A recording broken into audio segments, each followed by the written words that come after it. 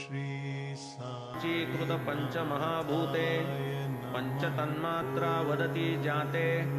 तत्कार्य प्राणेंद्रिय मनोबुद्धी ते सूक्ष्म शरीरता येते आत्मयाची पहा पंचीकृत पंचभूते तेथून विराट उदया येते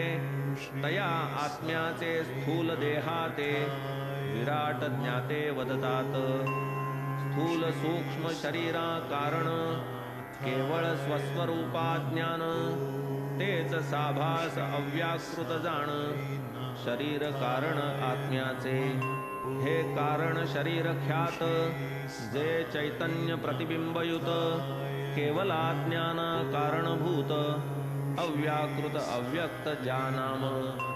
आत्म्याचे अज्ञान ते या कारण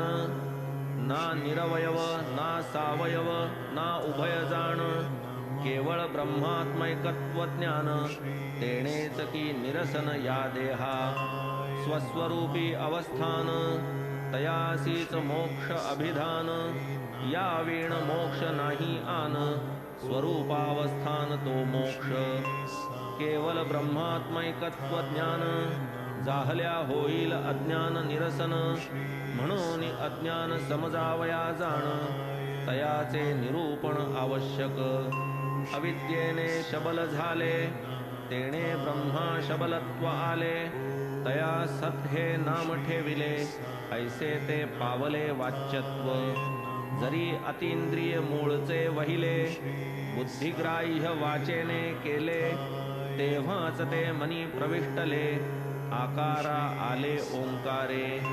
या ओंकार ब्रह्माचे ध्यान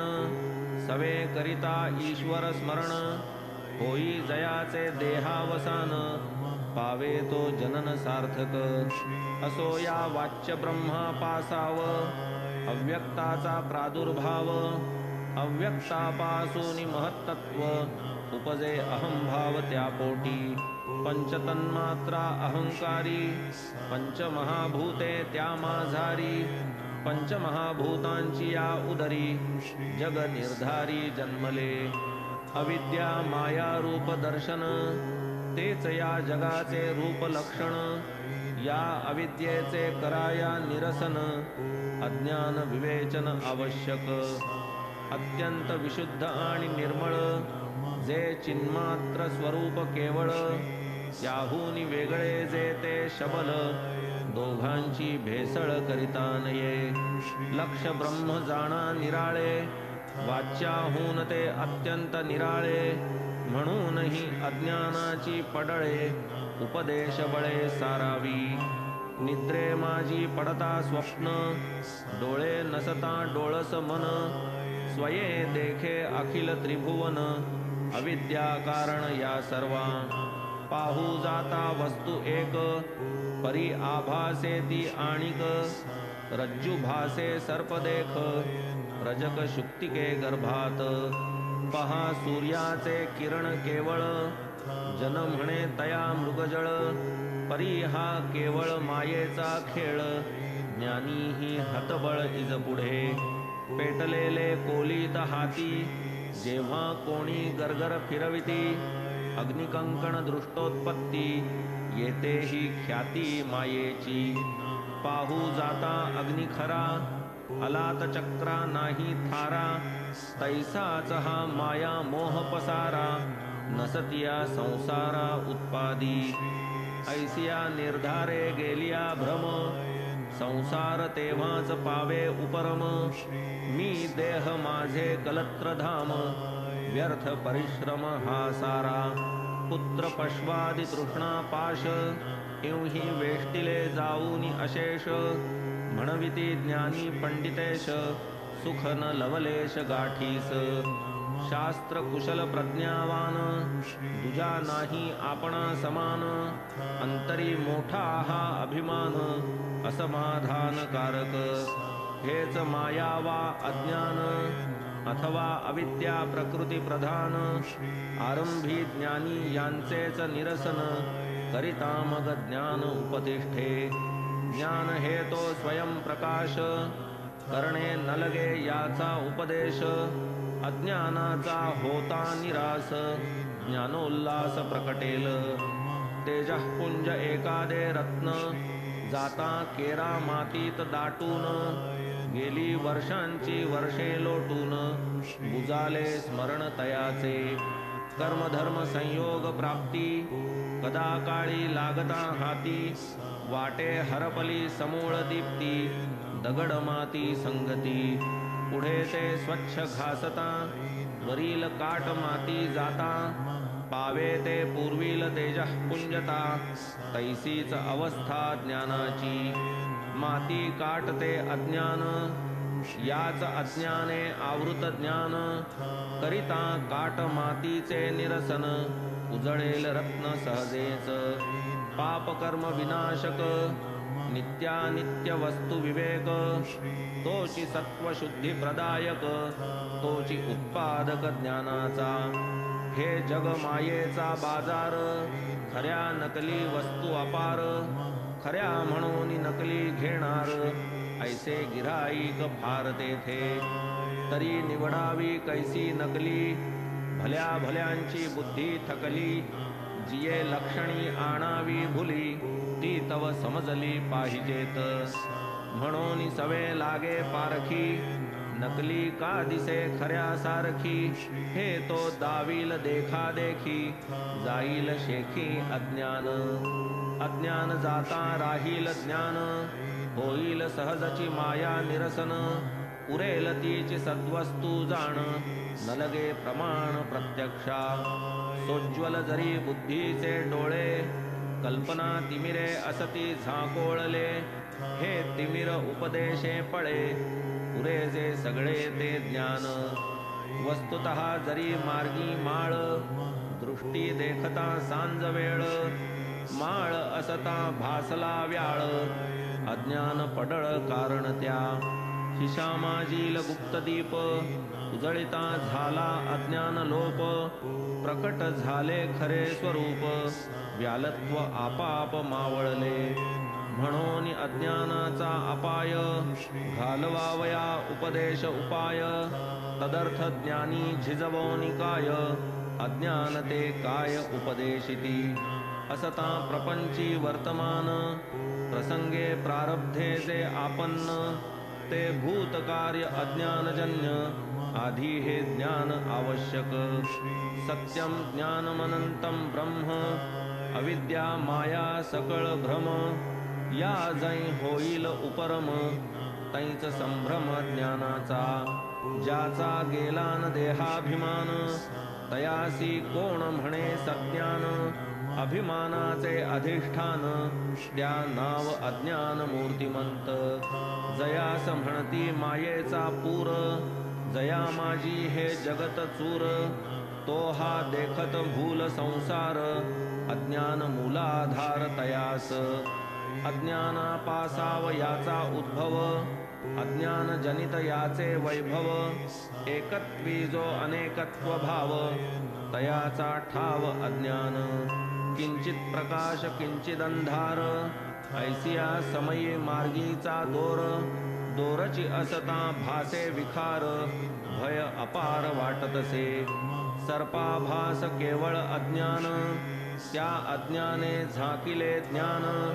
न होता हे अज्ञान निरसन होईना मन निर्भय कोणास भासे सुमन माळा कोणास दिसे दंड डोळा